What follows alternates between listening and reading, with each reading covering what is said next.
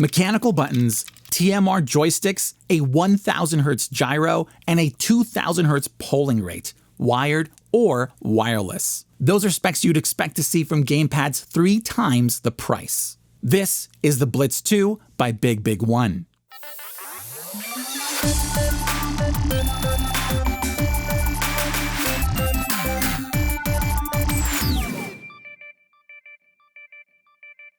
Welcome to A Game From a Box. This is Sergio AM, and the Blitz 2 is compatible with Android, iOS, PC, Steam Deck, the Switch, and the Switch 2. It connects via Bluetooth, but to take advantage of the 2000 Hz polling rate and 1000 Hz gyro, you'll need to use it with the 2.4 GHz dongle or wired.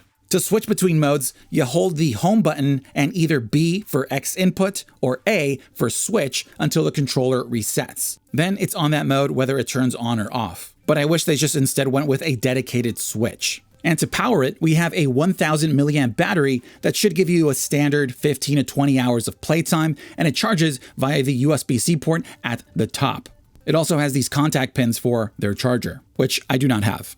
The Blitz 2 has a techie, futuristic vibe with these sharp angled lines throughout the front, and I like the gray with the orange stick rings. On first contact, let's call it that, it feels great. It's very sturdy, no wiggle or loose bits, nothing feels cheap or hollow, and I like the weight of it. The grips are a bit thin, they curve slightly outward, more towards the back, and this shape makes it easy to use in both 4 or 6 finger grips. On them, we have wraparound rubber grips with a subtle micro texture that feels good, but it's also slip resistant and sweat proof. I do like it, but let's just hope it doesn't revert and get sticky after a year or two. We then have lighting on the profile LEDs, as well as the home logo and the sides, which indicate what mode you're in. But no, you can't customize them and you can't turn them off. Finally, we have a total of 16 mechanical buttons. So yes, it's a bit noisy, which I like. Let's take a look around. Right at the front, we have the Bigbig Won icon for home, with view minus on the left, menu plus on the right, and capture down the middle. Below that are the profile LEDs and a function button with indicator light for turbo and macros. Then we have a dedicated section for turbo, remap, macros, and profile cycling. Big fan of this feature. I really think more controllers should do this. The face buttons are round, medium-sized, well spaced out, and they're in the Xbox button layout, so Switch users prepare to be confused. They're clicky with a crisp and tactile actuation, very springy with, I'd say, a small to medium amount of resistance, and when you bottom out, you can feel that they're slightly cushioned. The Blitz 2 comes with 2 D-pads. The first is a traditional cross. It's a bit thin, it sits pretty low, and it's smooth with a nice curve. The second is dish style. It's smooth with sharp lines and edges, but it's not bothersome on the fingers. And I find this one the easiest to roll around with. Both have a short travel distance, and they're very easy to rock between diagonals, but it took me a bit to get used to since the size requires less movement. Afterward, I did find it pretty accurate. The D-pad mechanism has this satisfying tactile feedback, so you really feel each input, and it doesn't have a lot of resistance. It's more on the sensitive side, which can lead to the occasional missed input if you're not careful. The joysticks have TMR sensors, which helps make them drift resistant, durable, and more accurate. The tops have textured edges and micro dots in the center. They're a soft rubber similar to the grips which clings to your thumbs. The stems have metal wear-resistant rings, and in use, they're silky smooth and glide easily with very light tension. And pressing them or clicking them in takes just the right amount of pressure. Together, we have 3 sticks to choose from. Out of the box, it comes with the short one, which is great for quick movements. The tall one is good for slow and precise movements, and the medium one is a balance between both. And you can, of course, mix and match these to whatever suits you best. Now, out of the box, they have an intentional, I'd say medium dead zone, but you can reduce it to 0 with either a shortcut or through the app. I also did find some snapback, but it's not something I've noticed in game since I use back buttons, which help keep my thumbs on the sticks. The bumpers are large, very tactile and springy, and they have a consistent feel across the entire button. The triggers are digital, sadly no analog input here. They're small with a slight curve and a short travel distance. They don't take much force to press, and inside it has a spring-loaded arm that snaps them back instantly when released. At the top center, we have tiny M3 and M4 buttons, spaced far enough to stay out of the way of the shoulders and triggers. They're sensitive with very little travel, which makes them perfect to spam. Then we have the paddle buttons M1 and M2 on the back. They're long and curve outward, and they have a nice texture towards the bottom.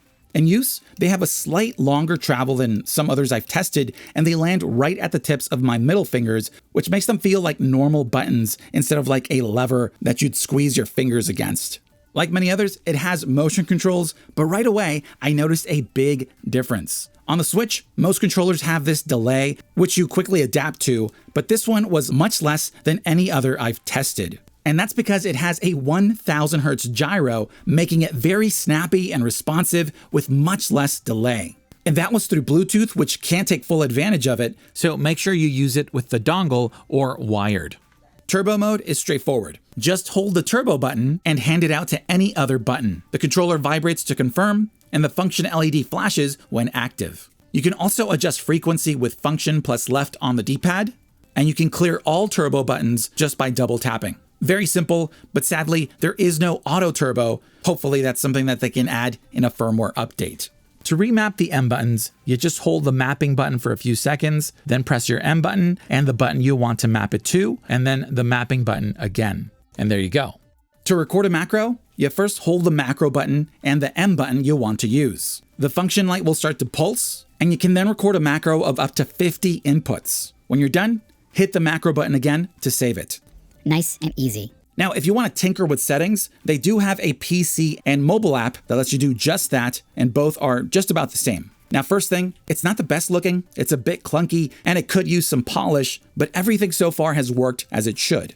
On here, you can adjust analog stick settings such as dead zones and curves. You can remap buttons and add turbo, adjust rumble per side. You could even have Gyro simulate one of the analog sticks for those that don't support motion controls.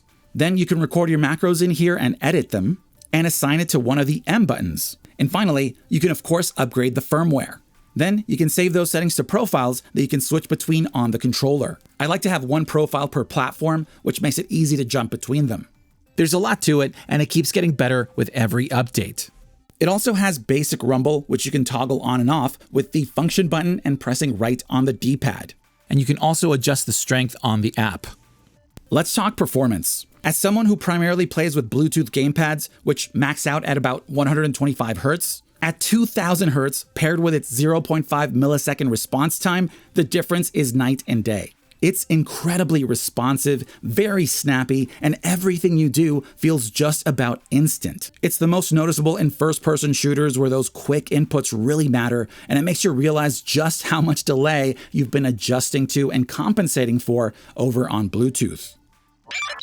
With features like TMR joysticks, responsive and tactile magnetic buttons, 4 remappable buttons, and a 2000 Hz polling rate, the Blitz 2 is targeting competitive players who want the best performance possible, but without breaking the bank. But I'm curious to know what you think of it, so let's talk in the comments. Also, if you're looking to pick one up and want to support us at the same time, check out the affiliate links in the description below. This is Sergio AM. Thanks for liking and subscribing, and I'll see you for the next box. If you like this video and want to help us out, click that thumbs up button and leave a comment below so we can talk. Now, if you want to go further, subscribe and ding the bell to stay notified whenever we post a new video. You made it to the end, and I just want you to know that you are the reason we do what we do. This is Sergio AM, and I'll see you for the next box.